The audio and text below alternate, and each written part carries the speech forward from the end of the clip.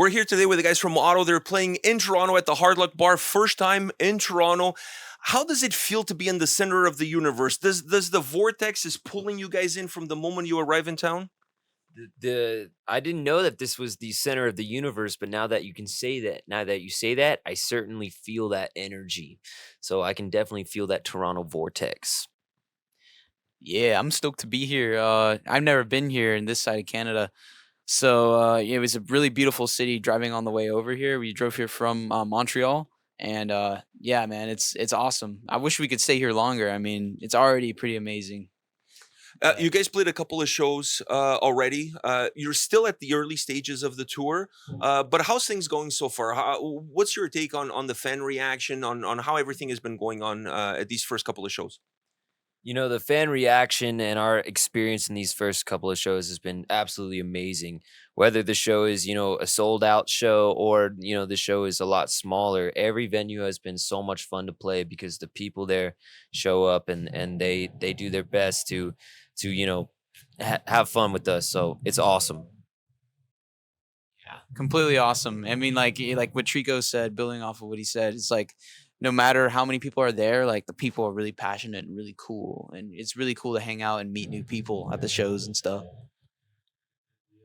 Yeah, I agree with both of the boys. Just being out and like being able to play consistently in a bunch of new areas too is really exciting for us.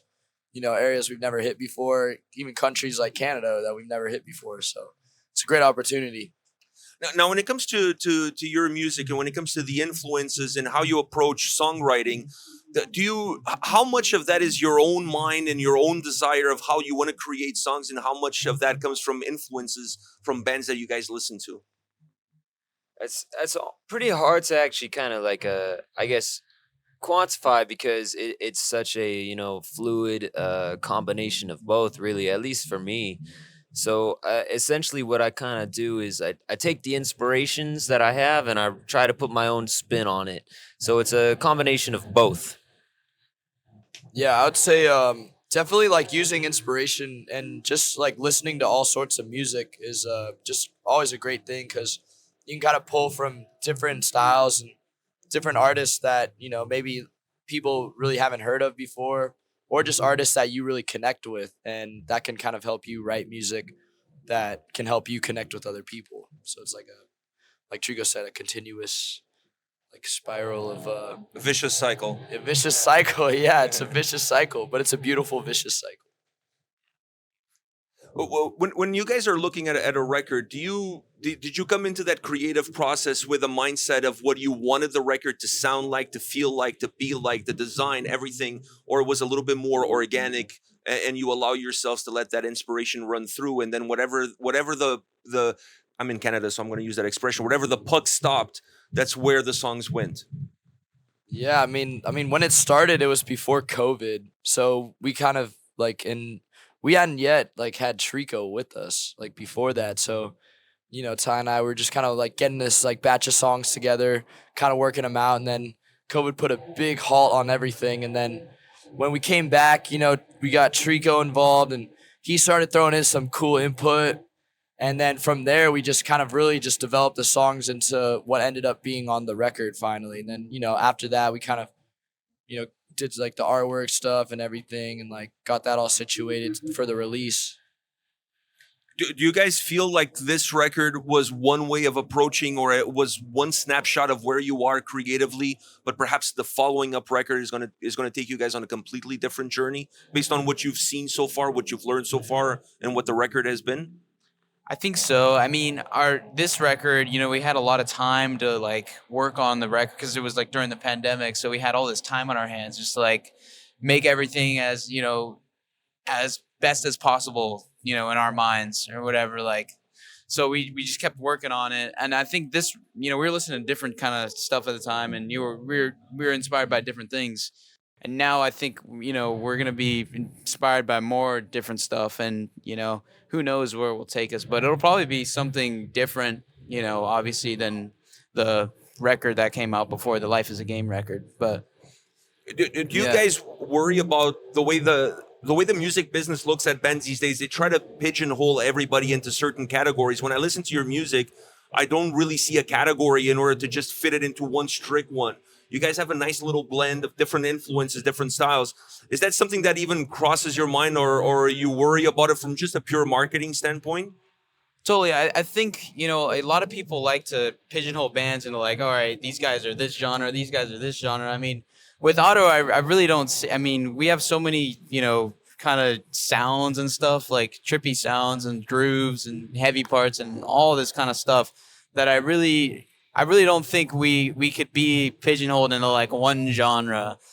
It's too tricky for me at least to like try to say, okay, Otto's this genre, that genre. Yeah. Do you feel the same? I definitely feel the same way because there's so many different influences and sounds that go into the auto sound. So, it's pretty hard to figure out where auto would be as a genre. And for most bands and a lot of bands, even though, the music business may classify them as something, I bet if those bands were asked, they might think that they're, something else. So, yeah, it's hard to quantify that. Do you see your growth as an artist represented on that album, but you also see your growth as an artist from what that album has now allowed you to do in terms of touring and playing and all of that? Like, how much have you guys grown from the moment you got together and started working on that record to where you are today? Man, I would say a whole lot. Just like even on a brother level, like we all like picked up surfing together like all the time, and like jamming out. Just being creative like on a more personal level, I think is really cool. And like also like our all of our styles, we finally understand like, okay, like we can literally do whatever we want. We could write like whatever comes to mind and work it in a way that people can understand it and like catch on to it and dig it. So of these three cats, of all of the three of you, who's the craziest guy on the tour bus? The craziest guy on the tour bus? Or who keeps everybody under control? I mean, Man. it honestly is like, I don't even know, like really, because when we're all together, we can be really crazy, but then sometimes we all just like don't say anything and we just sleep. Yeah. So it's like I would say not one of us is more crazier than the other. We're all crazy in our own good way, but then we also, keep each other under control when we have to, I guess. You guys keep each other in check. When we need to, I would say. We need to, for sure. Do you take any time, like when you're on the road playing these shows, are you taking any time to be creative and starting to put some ideas down on what a next track is going to sound like or the next record is going to sound like?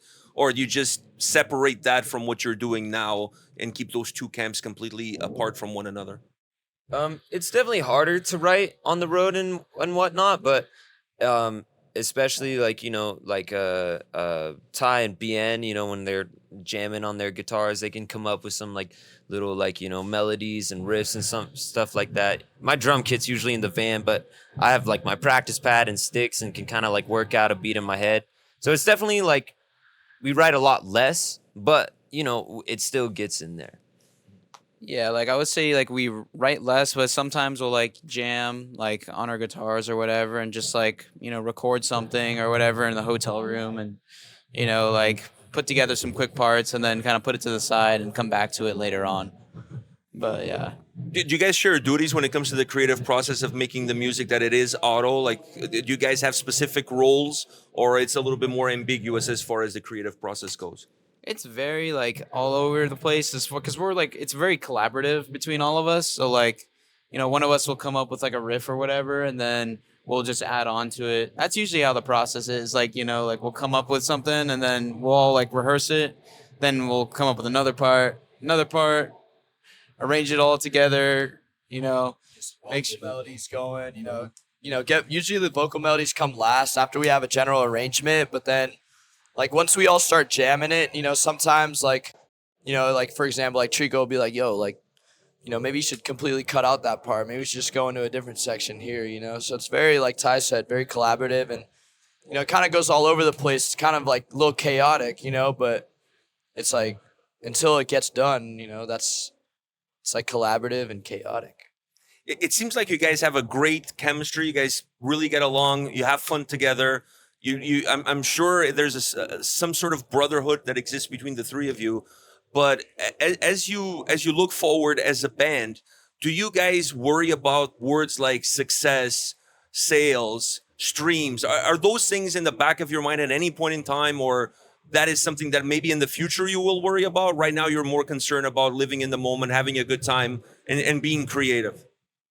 I would say, words like, success and sales and stuff like that. They're definitely important, but there's like, a lot of definitions of success, being this our like first bigger tour, regardless of like, the outcome, that's just a success for us too, because that's our first big tour. So we know there's like an ultimate goal, but at the same time, there's like a lot of like, mini stuff that we accomplish first, and that's kind of where we're focused. It's like those little battles or like, those mini victories that, make us feel like, we caught a W right there. It's nice to hear you guys say that, because that's a very mature approach to have. But one last question: you mentioned success depending on how you define it. Right now, today, how you define success for you guys? I'd say success right now is that we all got here safe. We had a 5-hour drive from Montreal, and we all got here safe and sound. And we all are tight on our songs, and we play to the best of our ability. And we're gonna have a good time and do our best. I'd say that's a successful day. For you guys as well? Yeah, I'm gonna have to agree with Trico on that one. Yeah, and also for the rest of the tour, we all stay safe, stay healthy, and just do our best and have a lot of fun. Yeah, I have to say the same thing. Just get there well, get there safely, get there on time, have time to load in and stuff, and just kind of chill and relax, and not let yourself kind of get too stressed out about anything that, gets in the way or anything, and then just, have a good time, pretty much. Well, all right, guys. Thank you very much for your time. I apologize for the sound check happening at the same time, but I really appreciate you guys taking the time to chat about the record. Have a great tour. Have a great show tonight. Enjoy the center of the universe for as long as you guys are here. Feel that vortex pulling you in, and enjoy every single moment of it. And I hope to see you guys back soon, very soon. Thank you. Hell yeah. Thank you. Yeah, thank you very much.